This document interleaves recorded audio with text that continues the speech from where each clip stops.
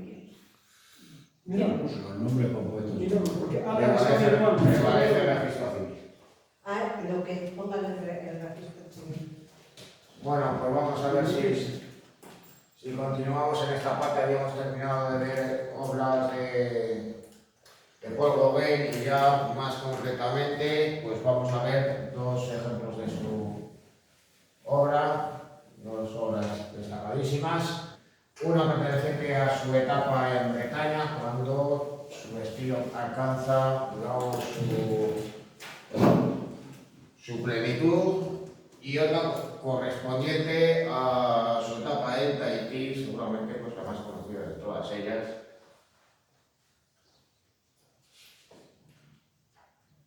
Así que en primer lugar vamos a ver la visión después del sermón.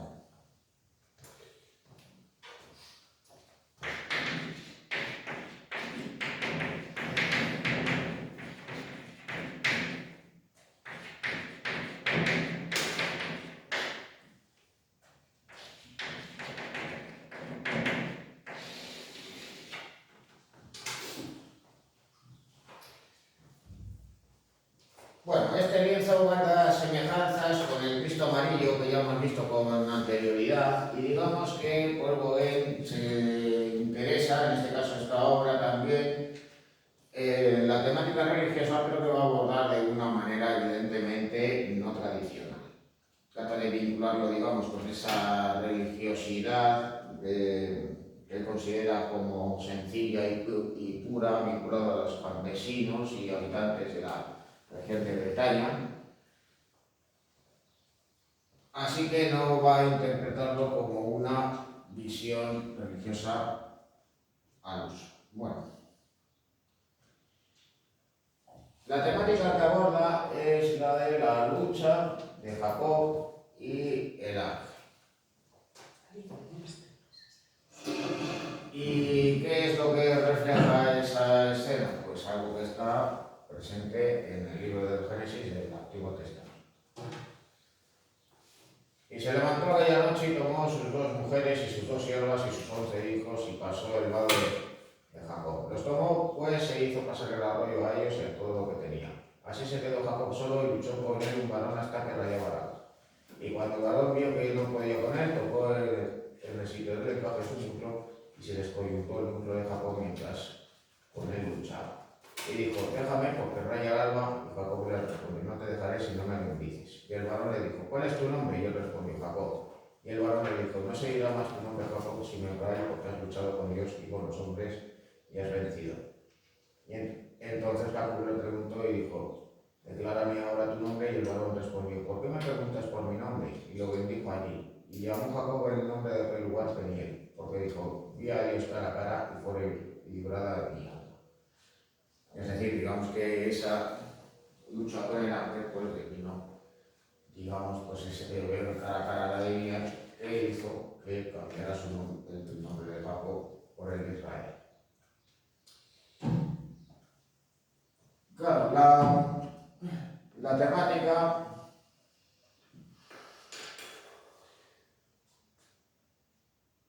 de Jacob y el ángel, digamos, esa imposibilidad de luchar contra los designios de Dios, pues ha sido interpretado por otros artistas, y aquí veis, pues, por ejemplo, esta obra de Rembrandt donde aborda esta temática. Pero esto no es lo que le interesa a Paul Gauguin. A Paul Gauguin lo que le interesa, digamos, es un tratamiento muy diferente, con una plástica que va a dejar, en parte también por esa misión misticista, a esa representación de la realidad. Su obra ya había estado evolucionando hacia una visión, digamos, más simplificada de la realidad y por tanto también alejada, con lo cual a él lo que le interesa, digamos, es representar a ese grupo de campesinas que al estar rezando en el campo tienen esa visión mística en la cual pues, van a ver esa disputa entre Jacob y el ángel. Para acentuar, digamos, ese alejamiento de la realidad, no solo nos vamos a encontrar con una escena plana donde no hay volumen, y donde incluso podemos pensar que se pase la perspectiva, no hay más que ver, digamos, el tamaño del ternero, que nos puede llevar, o más bien la disposición del mismo, que nos puede llevar un tanto al baño, sino también el colorido irreal. De hecho, pues vemos ese rojo tan intenso y plano que ocupa buena parte de la escena y que domina la composición. Acentúa, digamos, por un lado la violencia en la escena, también acentuada por este tronco torcido que marca una diagonal, pero también nos aleja, digamos, de esa realidad y por tanto acerca la escena a lo espiritual, tratando por tanto de buscar esa visión que tienen dichas bretonas y cómo, digamos, ellas ven, viven o imaginan cómo pudiera haber sido esa escena. Luego, además, pues aquí podéis ver pues, cómo estudia la composición el autor, como en este boceto previo, curiosamente una carta que escribe a Van Gogh, observa o señala cómo va a disponer las figuras y además incluso pues, incluye algunas anotaciones de los colores que va a emplear.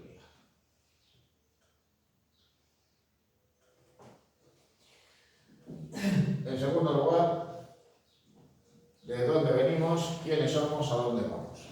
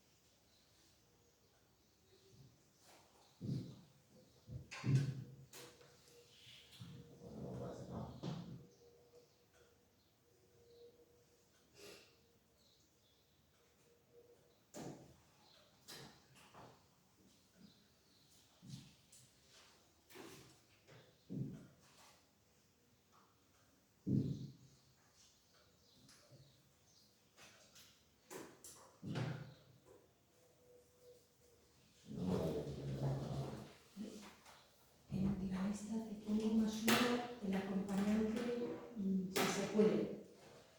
Sí, porque bueno, yo creo que ahí distinguiría, digamos, aquellos acompañantes de una persona que no está matriculada y aquellos que directamente no están.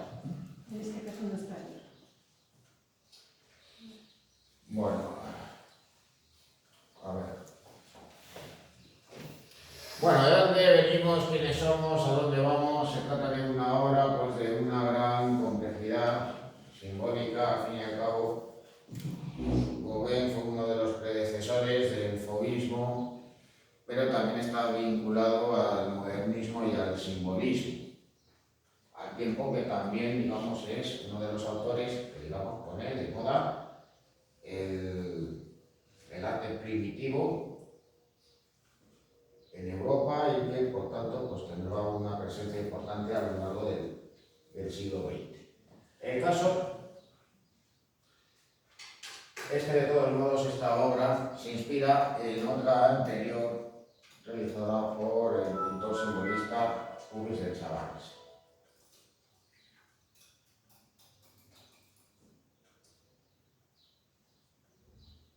Bueno, esta obra, por cierto, pues el aspecto que tiene es esta. Nos vamos a encontrar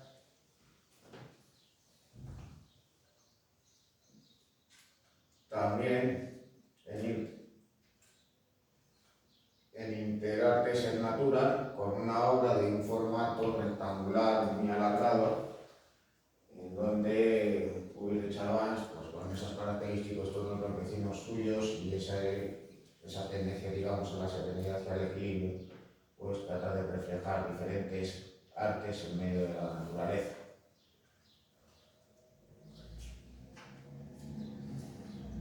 No obstante, pues el tratamiento que tiene Gauguin es diferente, aparte de que el formato de la obra no es tan alargado, más rectangular,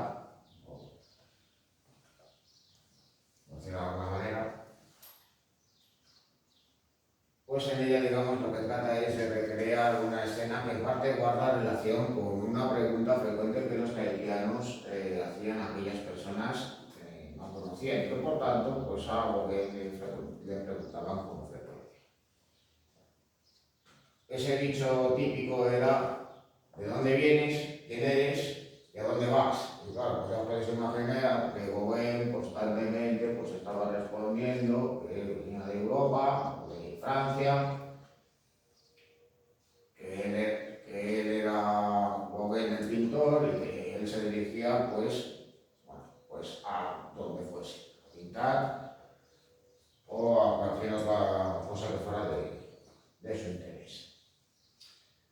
Así que, por tanto, digamos que esa pregunta frecuente y recurrente viene a estar recogido como título allí en esa cartela, que os es algo que de todos modos es muy habitual en la obra de Gauguin cuando él se encontraba en Tahití. Él no solo firmaba las obras, también las titulaba, ya fuera pues, en la lengua de los aborígenes o lo escribía en francés, incluso pues, hay un ejemplo de una obra escrita en inglés. Bueno, ¿y qué es lo que representa? Pues una parte que corresponde al de dónde venimos, otra al quiénes somos y otro al a dónde vamos. Y el cuadro, por tanto, se leería de derecha a izquierda. En referencia al lugar de donde uno procede, de dónde venimos, pues Gauguin lo que va a hacer referencia es a la familia y a la aldea. De ahí que represente a un núcleo familiar, en este caso pues identificado con estas tres mujeres, con un niño y con un perro. El niño haría referencia a la familia y el perro a la vaca. Luego el quiénes somos viene a identificar, digamos, al afán de la búsqueda de respuestas por parte de la filosofía y de la religión al ser humano.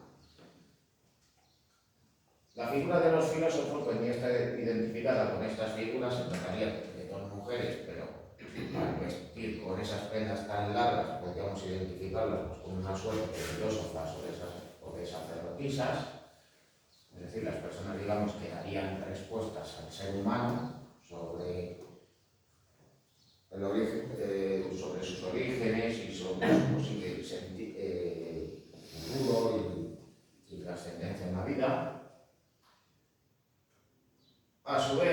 estaría presente esta figura en el centro, que haría referencia a la Eva del Antiguo Testamento. Al fin y al cabo coge una manzana.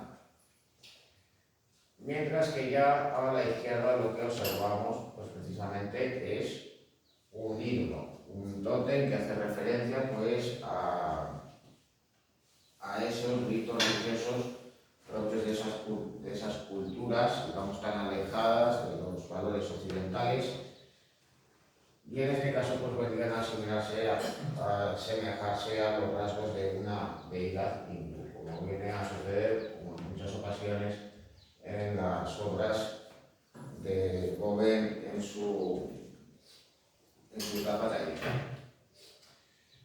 Luego ya por último acerca del a dónde vamos, pues Gauguin a lo que va a hacer referencia es a la muerte y al más allá. Va a estar presente este personaje, esta mujer anciana, con una disposición que él va a repetir en varias de sus obras. Ya hizo pues, precisamente en uno de sus lienzos en Bretaña, la llamada Eva Bretona, luego va a incorporar en otras ocasiones, pero en vez de reflejar, digamos, el sentimiento de culpa tras el pecado original, pues va a ser un símbolo de la muerte. Pero aparte de esta figura, pues también va a incorporar otros elementos que hacen referencia a la resurrección o a la reencarnación, como vendría a ser la figura de un ave que entre sus patas estará agarrando una lagartija. Entonces, la lagartija sería pues, un equivalente a un lagarto o a una serpiente, que haría referencia pues, al triunfo de la fe y la trascendencia hacia el más allá frente al pecado. Todo ello teniendo en cuenta pues, ese tratamiento irreal del paisaje, el uso de un colorido irreal, aunque también están esas carnaciones tan singulares a las que recurre para pintar a los aborígenes y muy especialmente a las tahitianas que una y otra vez va a representar en sus obras, así como ese colorido plano que hace que la obra tenga planitud y por tanto no se represente en el volumen ni la perspectiva.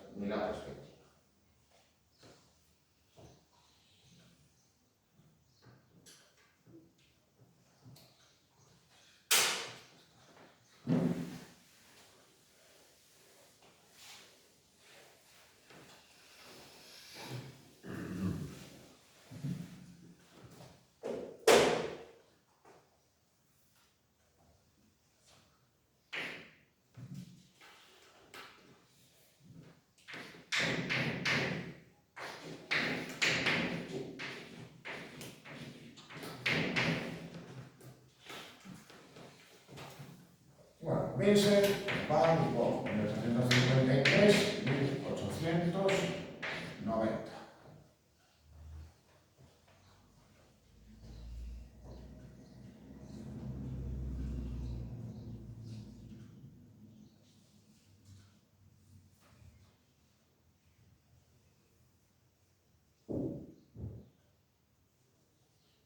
Aquí de todos modos está cargando todavía una edición, pero podéis observar de todos modos pues, algunos detalles de esa obra, como también pues, esa recreación nuevamente de la figura de la muerte y de la culpa que ya había pues, representado con anterioridad a su llegada a la Polinesia.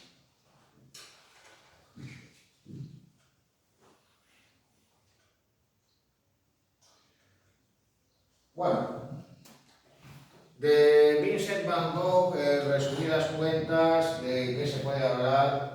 Bueno, pues sin lugar a la duda, pues el pintor holandés es el ejemplo por excelencia de artista torturado, con una vida en la que se acumulan todo tipo de problemas que repercuten en su vida personal y que atormentan, digamos, esa extrema sensibilidad que él tenía. Porque claro, a los fracasos profesionales también se sumaron los personales.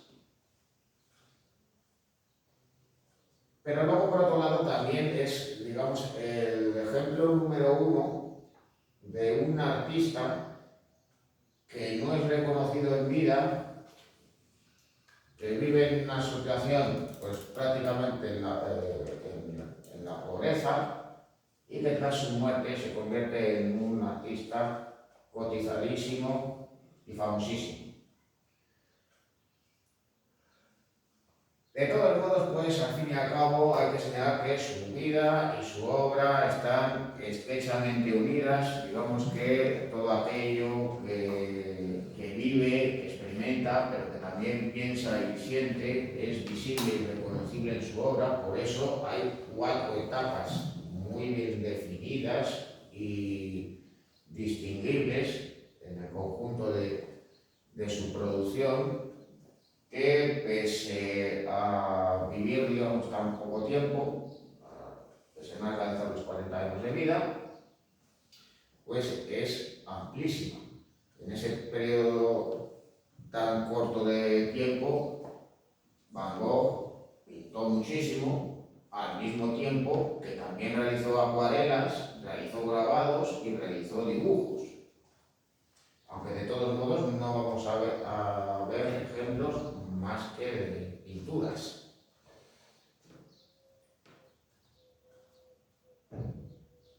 Bueno, el caso es que de todos modos, pues inicialmente él se cría en un entorno, digamos, propio de la burguesía holandesa de la época. Era hijo de un pastor, y digamos que su propia personalidad, pues en parte, digamos que le va alejando de diferentes posibilidades laborales, al tiempo que él inicia, digamos, su carrera como artista. Empieza a dibujar, pero de todos modos, pues hacia 1880, digamos que sufre un revés o un acontecimiento, digamos, que va a hacer que posteriormente ya se incline, digamos, favorablemente hacia el arte. Digamos que él tiene una carrera artística tardía, aunque evidentemente no tan tardía como en el caso de Paul Gauguin. No empieza, digamos, a dibujar y sobre todo a pintar tan tarde. Y es que él decidió finalmente seguir los pasos de su padre y convertirse en pastor. Sin embargo, el hecho de estar en una comunidad donde la gran mayoría eran mineros empobrecidos que vivían en condiciones durísimas, le afectó enormemente. Él tenía, pues digamos, esa inclinación natural hacia los más desfavorecidos, y le llevó, pues poco más o menos, que a dar todo lo que tenía para ayudar a sus feligreses. Viendo de todos modos su incapacidad para ejercer esa labor religiosa, pues finalmente Van Gogh optó por regresar al hogar. Así que primeramente optó por formarse como artista en Holanda, luego ya con posterioridad dirigirse hacia París, el auténtico centro artístico que existía por aquel entonces en el mundo, y luego ya con posterioridad, digamos que iba a buscar otros lugares donde encontrarse a sí mismo como artista y explorar, digamos, su propio lenguaje, que van a ser, pues, primeramente la localidad de Arles, luego el sanatorio de Saint-Remy y finalmente la localidad de Anvers. De todos modos, pues ya pues haciendo, digamos, esa diferenciación acerca de la situación que él vive como ven, pues ahí tenéis los ejemplos de dibujos realizados por él, pues cuando contaba con unos 19, 20 años. Al fin y al cabo, pues en aquella década, también a inicios de 1880, pues va realizando dibujos, va realizando obras, hasta, digamos, alcanzar pues cierta pericia técnica. Bueno, a esa situación, de todos modos, también se añade su propia situación sentimental. Él hizo una propuesta de matrimonio a una familiar, ella rechazó con vehemencia, o sea, literalmente no lo quería ni ver, y aún así él siguió insistiendo, porque visteis en la película el otro día, pues en realidad sucedió así, no visto de la realidad no mucho más. Posteriormente iniciaría pues una convivencia con una antigua prostituta, con la cual pues de todos modos pues vivió grandes dificultades ya en su estancia en Ámsterdam, lo cual supuso un alejamiento de su familia. Él tuvo muchos problemas, tuvo enfrentamientos con su padre, aunque de todos modos sí que tuvo una relación muy estrecha con su hermano Theo, el cual de todos modos nos ha dejado un larguísimo epistolario recogido en las famosas cartas a Theo. No solo, digamos que es el mejor documento que nos permite conocer la vida del artista, al fin y al cabo podemos entender simplemente como una autobiografía en la que vamos conociendo, digamos, todos sus pasos, sino también un documento de primera mano de cuáles son las intenciones que tenía el artista a la hora de abordar precisamente sus trabajos. Aunque de todas maneras, aunque nos dé, digamos, esos puntos de vista, esas intenciones que ha tratado de realizar, pues eso no tiene que coincidir precisamente con todos los lienzos que él realizó. Y de hecho, pues va a haber uno muy importante, La noche estrellada, del cual pues prácticamente no hay testimonio del propio Van Gogh acerca de esa obra. Bueno, aquí ya de todos modos hay un enlace donde se recoge pues precisamente pues parte de lo que viene a ser esas cartas a Theo. No solo penséis que escribía cartas, sino que también enviaba cuadros de su producción, en parte para que los conservara, en parte también para que tratara de venderlos. Luego también pues esas cartas incluso pues también recrean pues algunos diseños u obras suyas, como la Casa Amarilla donde habitó en Arles. El caso es que, de todos modos, y pese a la inestimable ayuda que le proporcionó su hermano, que al fin y al cabo le proporcionaba medios y dinero para poderle mantener, Theo Van Gogh gozaba de una posición económica muchísimo mejor al trabajar para marchantes de arte parisinos. Pero no obstante, pues eso no evitó pues todos los problemas que pudo tener a lo largo de su vida. En primer lugar, pues en su convivencia, relaciones con otros artistas parisinos, no digamos ya con marchantes. Luego ya posteriormente en su vida en Arles y sobre todo pues tras su enfrentamiento con Paul Gauguin, que devino en la ruptura entre ambos, o más bien la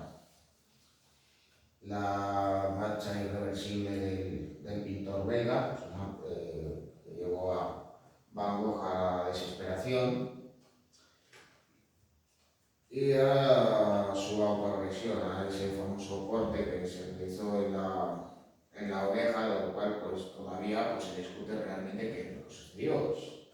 toda apunta que se cortó por parte del lóbulo de la oreja, quien piensa que simplemente fue un ligero corte, otros que directamente se la arrancó. El caso es que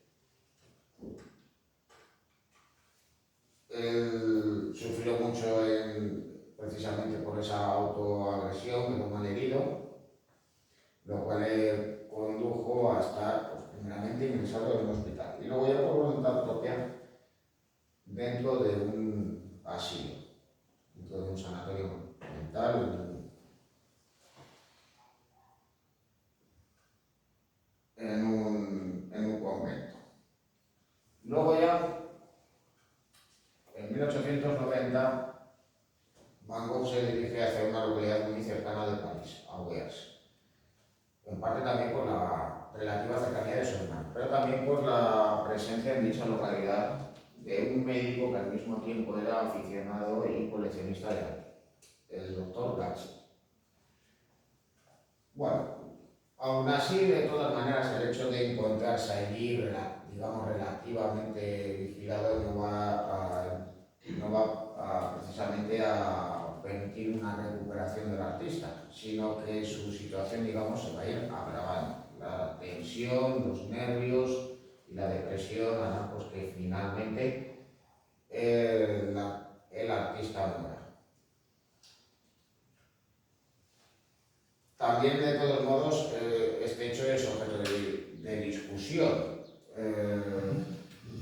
Si se suicidó o si posiblemente fuera víctima de un disparo fortuito en medio del campo, aunque de todos modos la mayoría digamos que se inclina hacia lo primero. El caso es que él falleció a los pocos días entre terribles dolores y curiosamente pues un año después también falleció su propio hermano, Theo Van Gogh, que tanto, digamos, había luchado por protegerle y que con el que había tenido, digamos, una relación muy estrecha. Tenía una salud ya muy delicada y, digamos, que ese disgusto, esa tragedia familiar, pues acabó provocándole la muerte.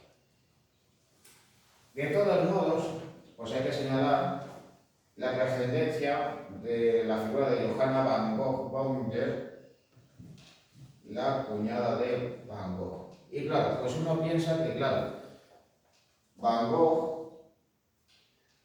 había sido un artista fracasado y justo tras morir su obra empieza a ser popular, empieza a ser conocida y empieza a estar presente en galerías de arte, museos, en públicas subastas, etcétera, etcétera. Y la gran responsable de ello fue ella. Tras la muerte de los dos hermanos, Johanna Van Gogh se queda con esa enorme producción pictórica que había realizado el artista. Se queda con una gran colección de obras de arte y ella pues especialmente va a luchar para dar a conocer la obra de Vincent Van Gogh. Así que ya hacia el año 1900 la obra del artista ya era lo suficientemente conocida y valorada. Todo ello teniendo en cuenta de que hasta su muerte solamente había sido capaz su hermano de vender una obra del pintor. Bueno, ya de todos modos, pues la veis aquí, luego ya digamos que el responsable tras su muerte sería pues, precisamente su hijo, su sobrino.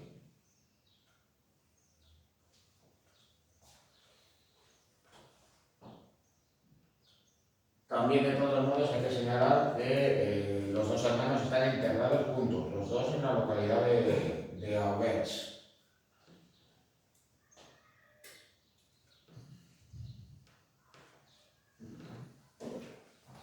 Bueno, por tanto, su obra personalísima es fruto de sus vivencias personales.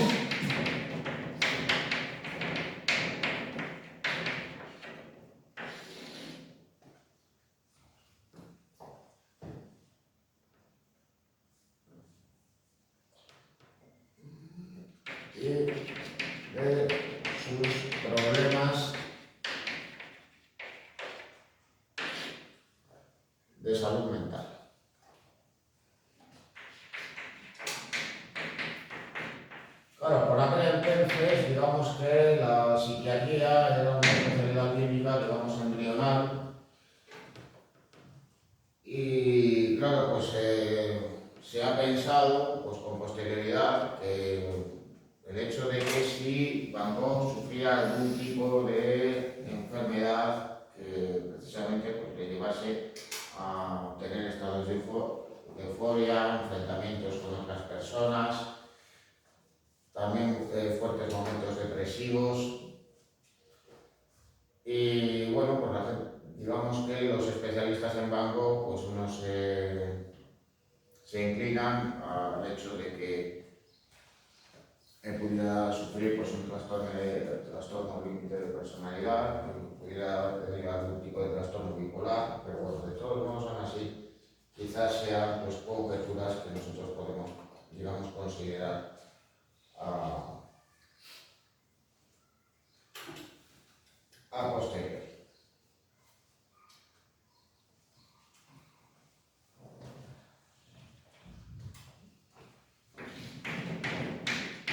Su obra, muy amplia,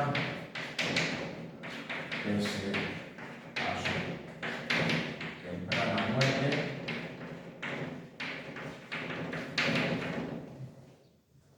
y emprender una carrera artística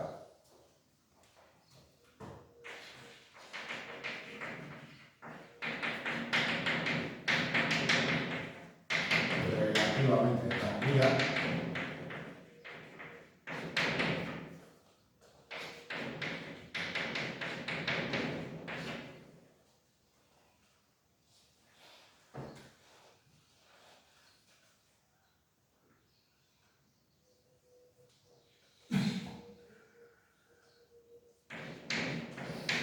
se viene a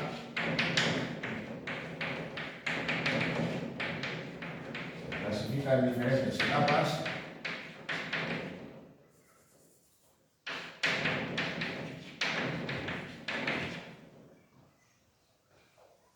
Donde, eso sí,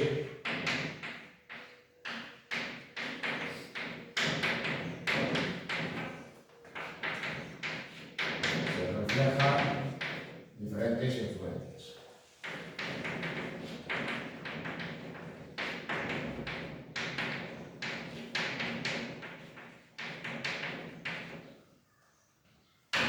La primera,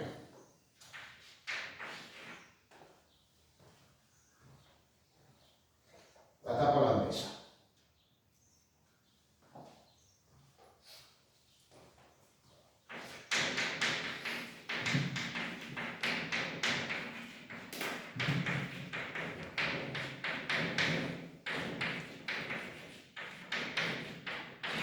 En 1881, 1885.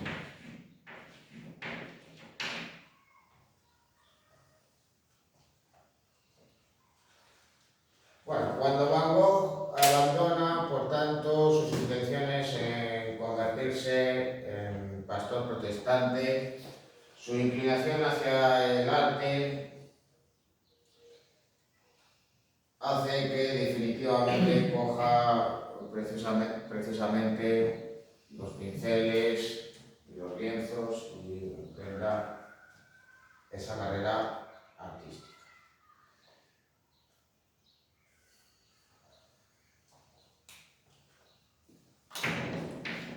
Y claro, pues en aquel momento Holanda estaba, digamos, en los márgenes del mundo artístico más vanguardista que pudiera haber en ese momento. Ya la época de los grandes pintores holandeses del siglo XVII, incluso también del siglo XVIII, había más que pasado. Y al igual que lo que sucedía en Italia, aquellos que se formaban como pintores en Holanda o en Bélgica, pues estaban sometidos a una visión academicista. Y claro,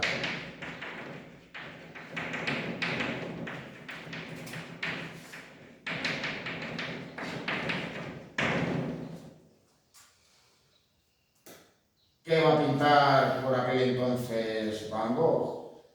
Pues va a pintar paisajes, va a pintar bodegones, va a pintar escenas intimistas, va a realizar ejercicios propios de un pintor novato, como por ejemplo pues recurrir a figuras de escayola para representar las diferentes partes del cuerpo humano o de la anatomía.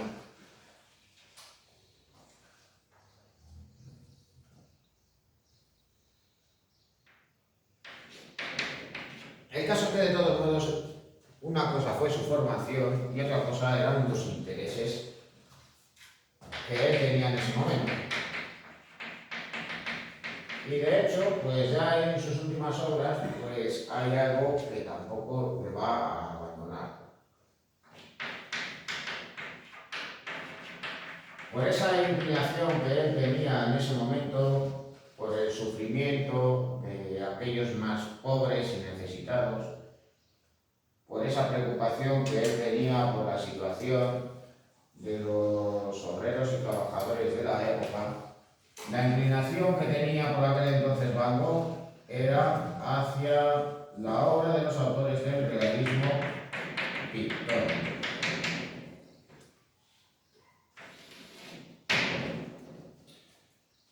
Y de entre los artistas que venían a influirle van a estar presentes dos. Y muy por encima de esos dos, uno, porque su influencia en el tiempo va a ser mucho mayor.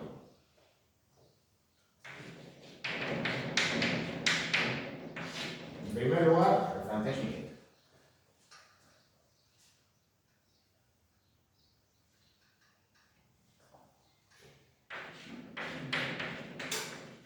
Y en segundo lugar, Daumier.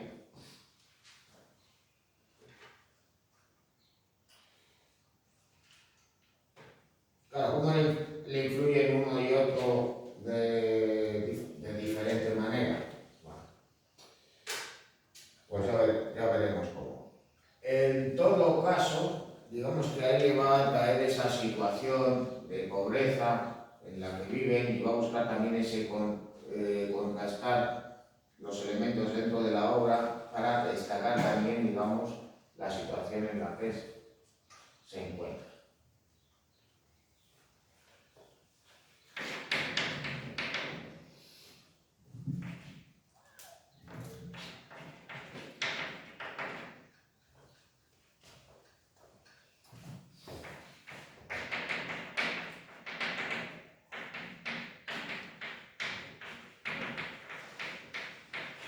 Bueno, se va a interesar por los obreros, pero muy especialmente se va a interesar por los campesinos.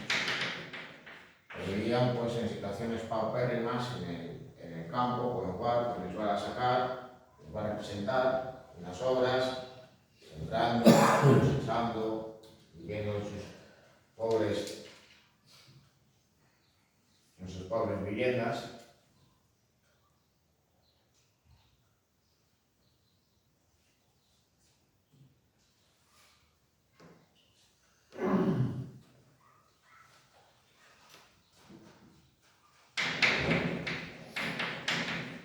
Por aquel entonces, digamos que muy alejado, pues plásticamente, de lo que Lugo realizará ya en sus últimas obras, el colorido de estos primeros lienzos de Van Gogh nos va a parecer mucho más apagado. Van a predominar los tonos ocres, aunque también en muchas ocasiones va a buscar los contrastes cromáticos.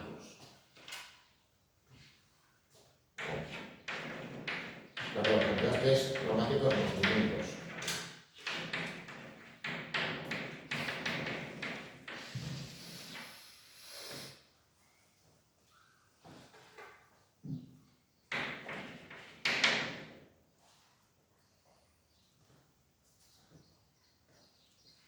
Van Gogh va a tratar de representar, aunque de manera digna, la situación en la que se encuentran esos trabajadores y muy especialmente en el caso de los campesinos, representándoles en el paisaje o en el interior de sus hogares, tratando de recrear una estética la tomó la que empleaba Daumier, Millet, pero mientras que en Millet nos vamos a encontrar en ocasiones con una luz crepuscular que da, digamos, un ambiente a esas escenas de espiritualidad y de recogimiento.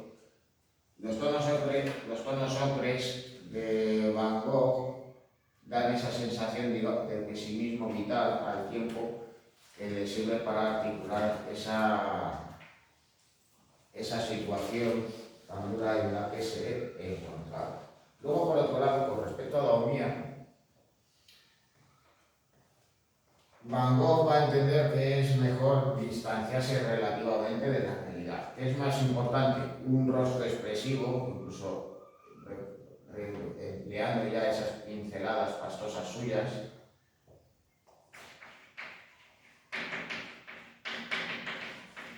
con el fin de llamar más la atención en el espectador.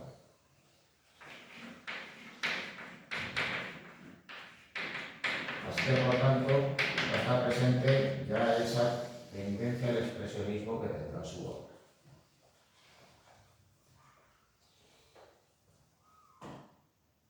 Eso sería una escena costumbrista anterior. Bueno, sí, sería una escena costumbrista porque representa pues, a un trabajador con su tela.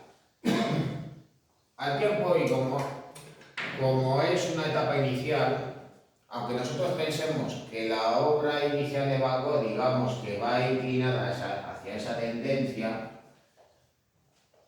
y cuyo ejemplo por excelencia es el lienzo Los comedores de patatas, sin duda la pintura más conocida de esta etapa holandesa, pues la producción, digamos, que es muy variada, muy variopinta.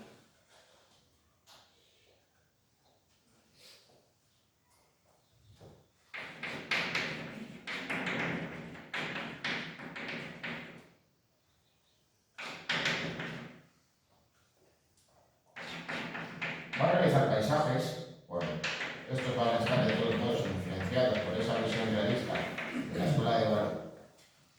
escuela de Barbizon.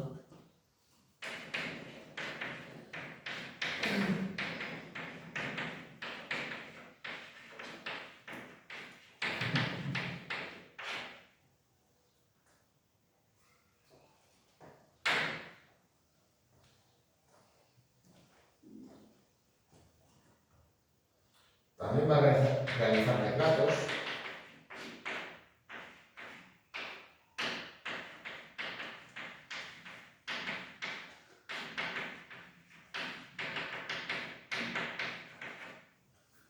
Esas escenas costumbristas que en unas ocasiones tienden también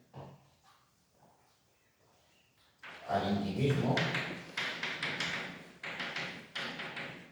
como ese dibujo de una niña con un bebé en la cuna,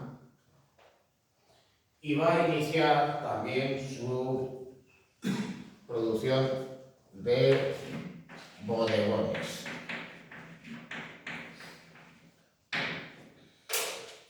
Claro, un ejercicio, digamos, habitual en la época para los artistas, y más teniendo en cuenta cómo era la tradición pictórica en Holanda, era la realización de bodegones de flores para demostrar no solo la valía técnica y la capacidad para representar calidades, sino también para tratar, por tanto, de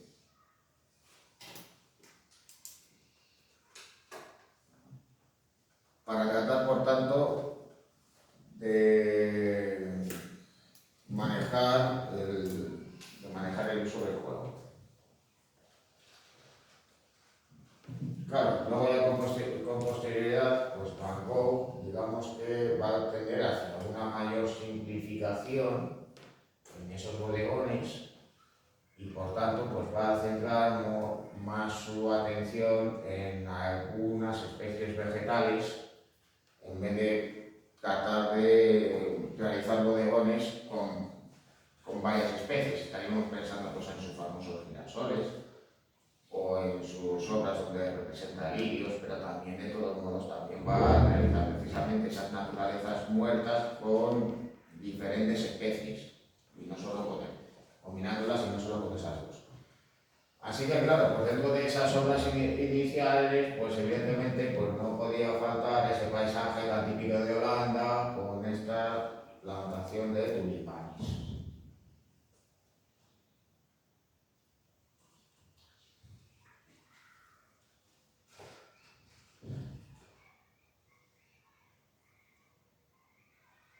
Bueno, otros ejemplos de obras, aquí hay una rata, la tengo que modificar cuando pueda, es que se solapa un retrato sobre otro. Bueno, aquí pues ya lo podéis observar, pues estos paisajes con campesinos, en parte pues en buena medida, o más bien en buena medida influenciados por Millet. De hecho pues el propio Van Gogh va a realizar versiones de obras de dicho pintor francés. Aquí ya tenéis un bodegón de flores, donde están las llamadas lunarias, esas flores que ya una vez secas tienen un color como de plata, con unas hojas muy amplias. Y aquí pues uno de los varios retratos que realizó de campesinas holandesas con su tocado, con su cofia blanca tan particular. Bueno, más obras suyas donde de todos modos pues refleja esa situación, digamos, de pobreza, de dificultades en las que se encontraban los campesinos de la época. Estas campesinas plantando patatas, que las veis cavando. Aquí está otra cocinando al fuego. Por ello va a recurrir a esa pincelada tan amplia, tan pastosa, que también da expresividad a la obra, en buena medida por influencia de Daumier.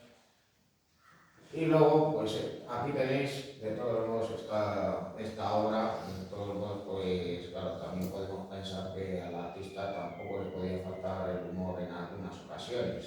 Con lo cual, pues este esqueleto con un cigarrillo encendido. Si es bueno para los fumadores, Ya le da igual ya que coloque canción. los fumadores,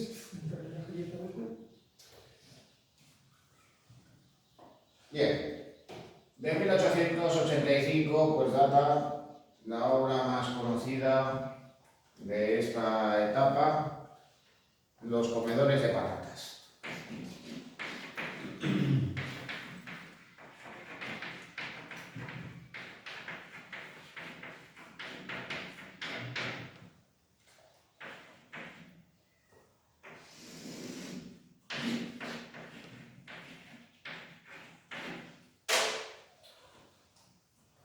En ella pues representa un modesto interior doméstico en el cual pues una familia se encuentra comiendo, trata de reflejar por tanto las estrecheces de dicha vivienda, pero también busca la expresividad para llamar la atención sobre la situación de estos personajes. Es decir, acentúa los rasgos faciales, especialmente los ojos y los labios, en un afán hasta cierto punto caricaturesco que hace emparentar su obra con Daumier, al mismo tiempo que recurre a esas tonalidades ocres que hasta cierto punto pues, nos pueden hacer pensar las obras de los artistas tenebristas, pero también digamos que también podemos anticipar en alguna de estas obras el tratamiento pictórico que luego posteriormente realizarán algunos artistas expresionistas. Luego pues os quería llamar la atención una cosa, cómo recrea esa iluminación interior con esa lámpara de petróleo tan habitual en la época. Al fin y al cabo pues no existía la iluminación eléctrica por aquel entonces y menos aún en los pueblos y aldeas de la época de Holanda. Así que claro, la luz resultante pues debe ser necesariamente ya pues en aquellas jornadas del otoño y Países Bajos. O sea que es una luz irreal, ¿verdad? Porque el techo del fondo lo ilumina. Bueno, su representación de la luz del quinqué, digamos que pudiera ser discutible, pero eso también de todos modos le permite dar cierta luminosidad a la obra para no dar ese ambiente, digamos, de un fuerte claro oscuro y dar, digamos, demasiada teatralidad a la obra. Todo ello, pues teniendo en cuenta que por influencia de esos modelos, el realismo pictórico pues trata de recrear pues esa simplicidad de la vida de estos campesinos y las duras condiciones en las que se encuentran. Podemos pensar, pues al observar los rostros y también los alimentos y utensilios que tienen, pues que precisamente son personas con grandes estrecheces económicas, los cuales pues, pueden tener pues, hambre ante épocas de mala cosecha o de cualquier otro tipo de problemas económicos. Bueno, la etapa de formación en París.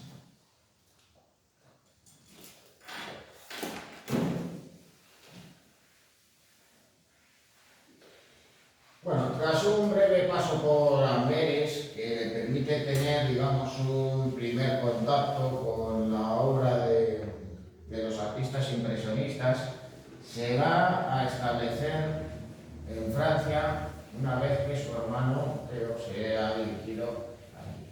Al fin y al cabo, pues pensaba que el hecho de que Theo Van Gogh se encontrara en la capital francesa, pues iba a permitir un apoyo, no solo digamos de cara a completar su formación,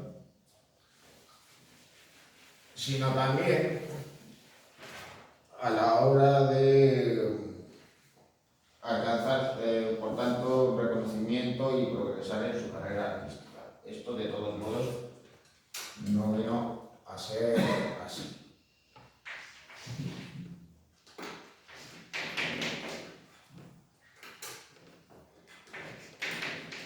Pero de todos modos, aún así,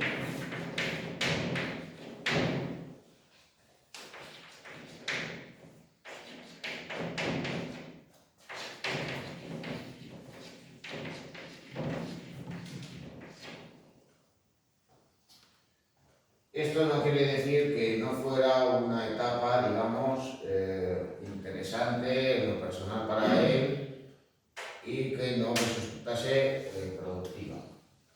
De hecho, pues cuando Van Gogh se establece en París, su manera de pintar cambia. Y muy especialmente su manera de utilizar el color.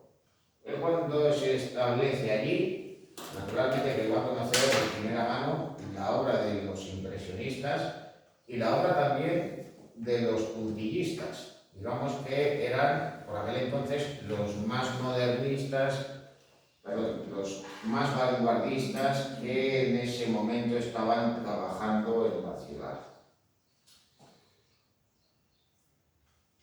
Así que claro, él va a cambiar su técnica, pero va a abandonar esos tonos ocres y terrosos propios de la época. Los colores se van a volver más vivos y las obras se van a volver más luminosas. Así pues, como un ejemplo de esta etapa, ya pues en sus primeras semanas o meses en París, pues tenéis esta imagen, de Moulin de la Galette, el famoso Moulin de la Galette, cuyo ambiente pues recreó, pues entre otros artistas, Auguste Renoir.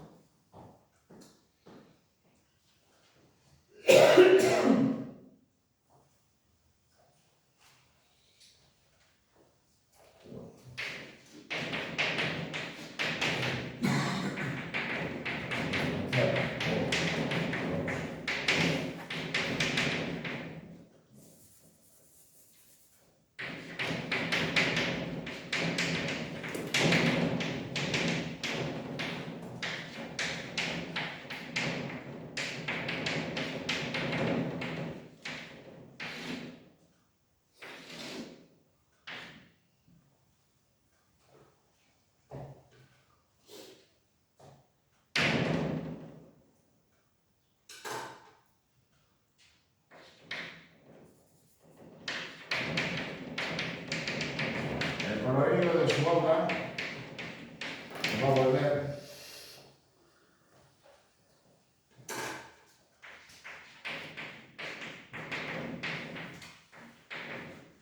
más rico y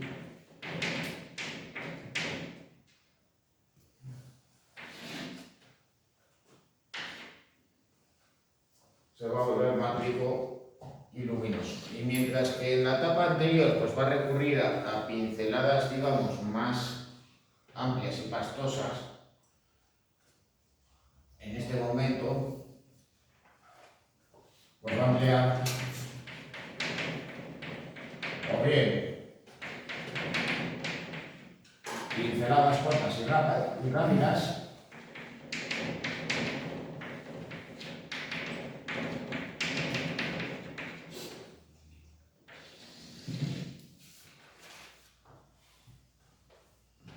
o bien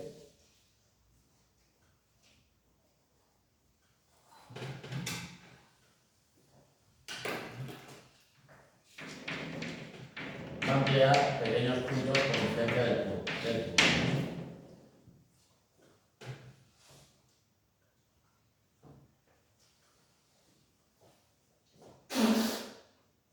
Así, pues esto lo podéis observar en la obra de la izquierda, Terraza y Mirador en el Moulin de Fluffin, en Montmartre, donde pues lo que va a tratar de recrear pues, es precisamente pues, un paisaje urbano en unas condiciones atmosféricas determinadas, tal y como hacían los impresionistas. Sería pues más bien nublado, plomizo, así que va a emplear pues, pinceladas rápidas y sueltas. Pero de todos modos, de cierto modo, pues a Van Gogh en ese momento le abordan múltiples influencias. Digamos que diferentes artistas y corrientes le abordan y le empapan.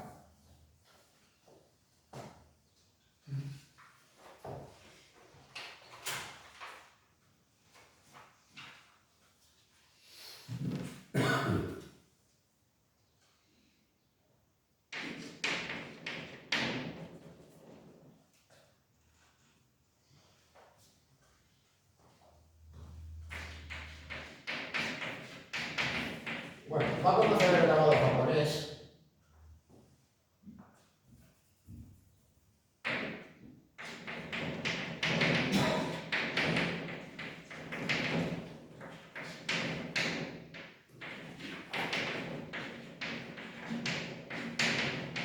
Y va a haber elementos que ya va a conocer de primera mano, aunque todavía no va a incorporar a su obra, al menos de una manera muy parcial. Es decir, que en ese momento, y aunque en este caso sí que experimenta en esta obra, no va a utilizar un fuerte silueteado y un colorido plano, aunque de todos modos esta obra nos puede llevar un poco a engaño, esa recreación de una cortesana japonesa.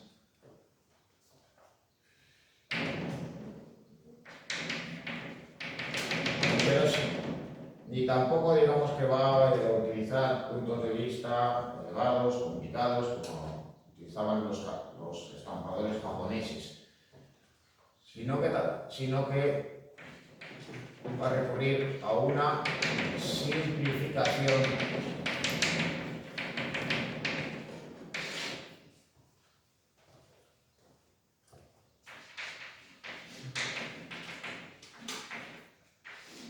de formas.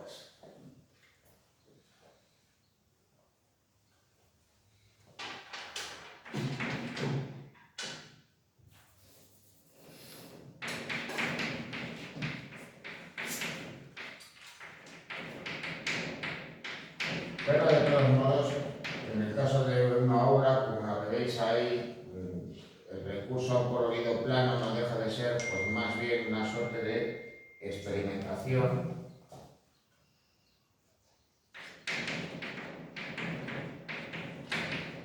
más que el hecho, digamos, de explorar decididamente el uso de dicho colorido.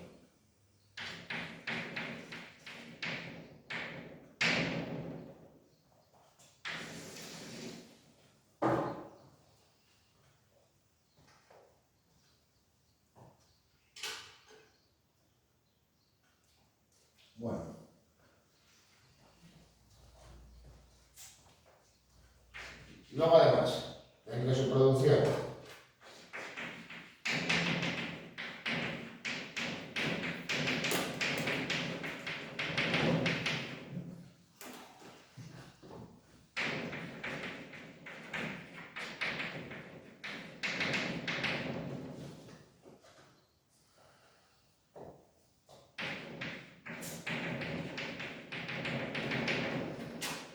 pues va a recurrir a temas propios de los impresionistas, especialmente pues paisajes y bodegones,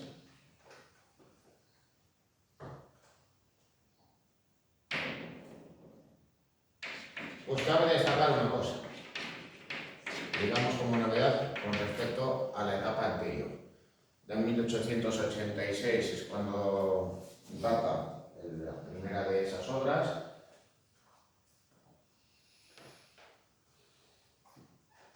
Y vamos a señalar el inicio de su producción de autorretratos. Se va a convertir, digamos, en una suerte de género en sí mismo.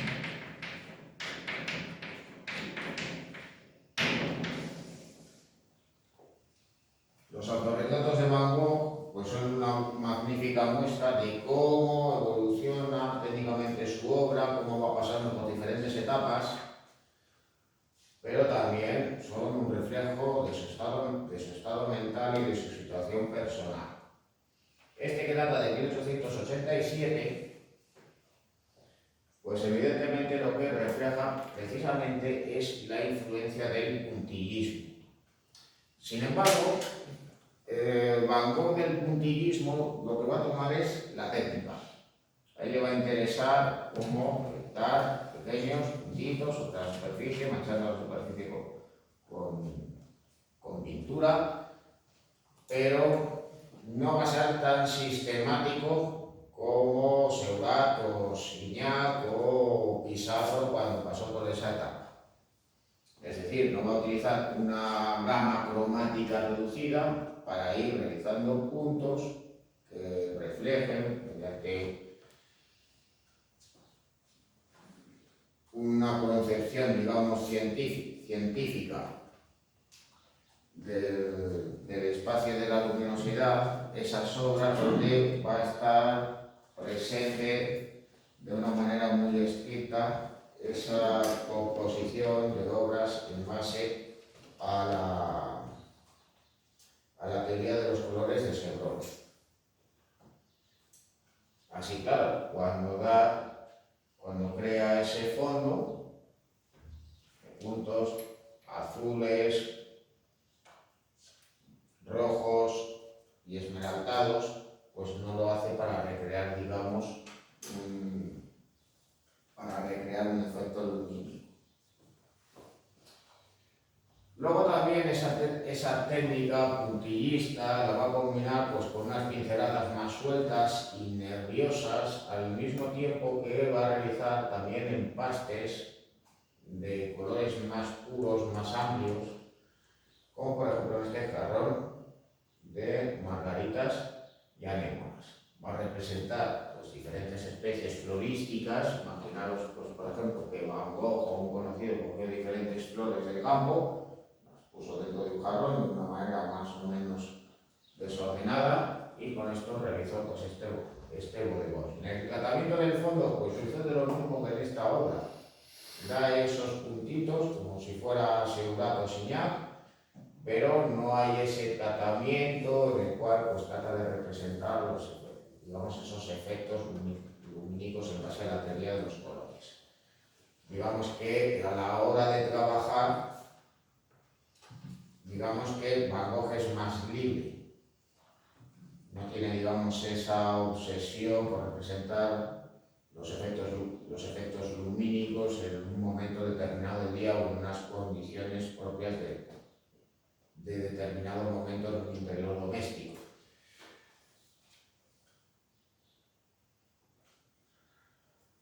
Bueno, curiosamente, pues ese mayor interés por explorar las posibilidades de manchas, de colores más planos, en contraste con una técnica, digamos, más suelta, lo que encontramos en este otro bodegón con amapolas y rosas. Luego ya a la izquierda tenéis este otro autorretrato, de todos modos que no lleva engaño. Este es anterior al otro, digamos que tiene un estilo, digamos, más propio al tratamiento de los retratos por parte de los impresionistas, o incluso podemos aventurar que un tanto más convencional, más académico. Es decir, es muy diferente cómo se pinta a sí mismo en esta obra a cómo se autorretrata, en el caso del autorretrato con la oreja cortada y pipa, o cómo se autorretrata en el autorretrato en azul. Por citar, pues quizás sus dos autorretratos más conocidos, más que, por ejemplo, pues, comprobarle con este otro. Que viene, si no recuerdo más, a realizarlo en su etapa nazi, o ya al final de su etapa parisina.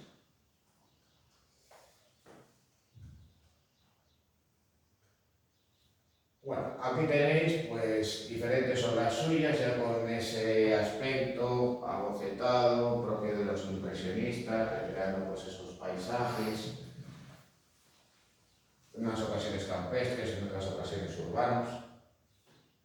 Aquí en este caso de los jardines de Luxemburgo, en la propia París, nuevamente el Moulin de la Mallet, y esta terraza de un café en Montmartre, donde podéis adivinar también la pastosidad, la enorme cantidad de pintura que empleaba Van Gogh para realizar sus obras, resultando ser una suerte de bajo relieve pictórico en ocasiones.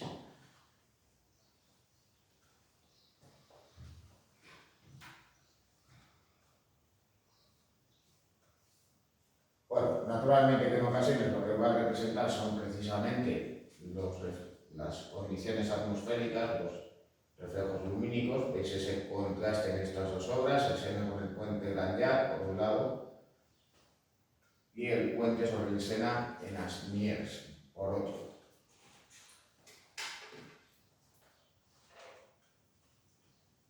Luego ya pues nuevamente tenéis otro ejemplo de bodegón, en este caso pues veis ya uno de sus famosos cuadros de girasoles, en este caso no ya como flores, sino simplemente ya con esa formación plena, pero con ese tamaño, digamos, completo. Mientras que en la obra de abajo, de la derecha, tenéis la italiana, donde sí que va a experimentar con los colores planos, con ese intenso amarillo del fondo, que en cierto modo también pues, por la incorporación de esos elementos nos puede hacer pensar incluso en las futuras obras de Gustav Klimt.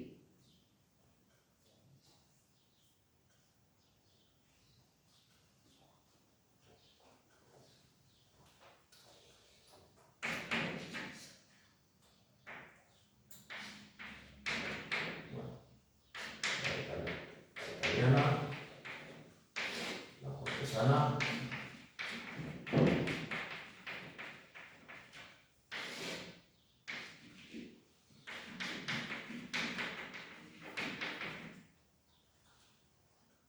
Luego a la derecha tenéis el retrato de Pere Tammy.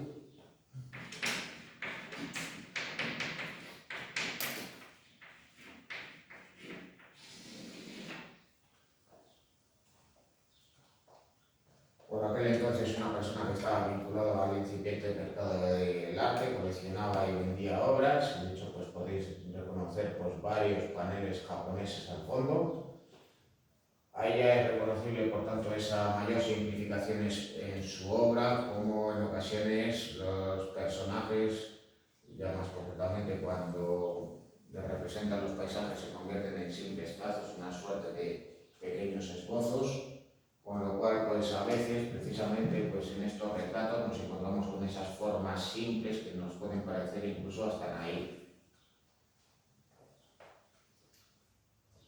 Bueno. luego ya a la derecha tenéis el autorretrato con sombrero de paja que os había mencionado.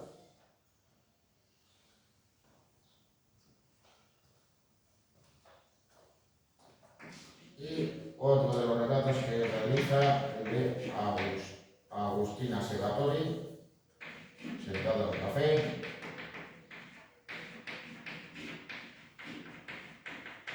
De todos modos, genéricamente los bares y tabernas de la época se denominaban genéricamente como cafés, independientemente de lo que la gente consumiera en ellos.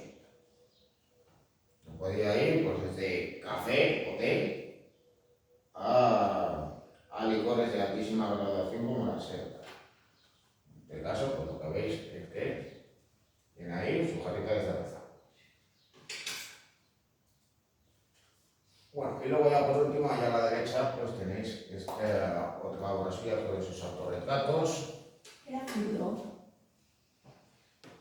Pues depende cómo se... Supongo que sí, pero teniendo en cuenta de cómo se pintara, a lo mejor se estaba mirando en un espejo y trasladando el reflejo, o bien lo estaba realizando de manera invertida. Es puntillismo también ese Sí, autorretrato. Sí que tiene esa técnica puntillista, pero digamos que lo va combinando, en parte lo va tratando de manera libre. Aunque no se puede de todos modos comparar, y sobre todo por el tratamiento del color y de la escena, el retrato de la izquierda y especialmente pues, a la hora de tratar el rostro y parte de su vestimenta viene a estar en cierto modo influenciado por Renoir, es decir, busca un tratamiento parecido al de Renoir, aunque representa una escena que bien nos podía hacer pensar en alguna de las obras de Degas. Pero la pincelada del autorretrato ese es pincelada larga, ¿no? Ahí ya, de todos modos, en ocasiones da puntitos, pero lo habitual cuando está pintando en esta época es que dé, digamos, unas pinceladas Como varias. más bien así, un poco más largas, más nerviosas. Bueno, autorretrato con sombrero de paja.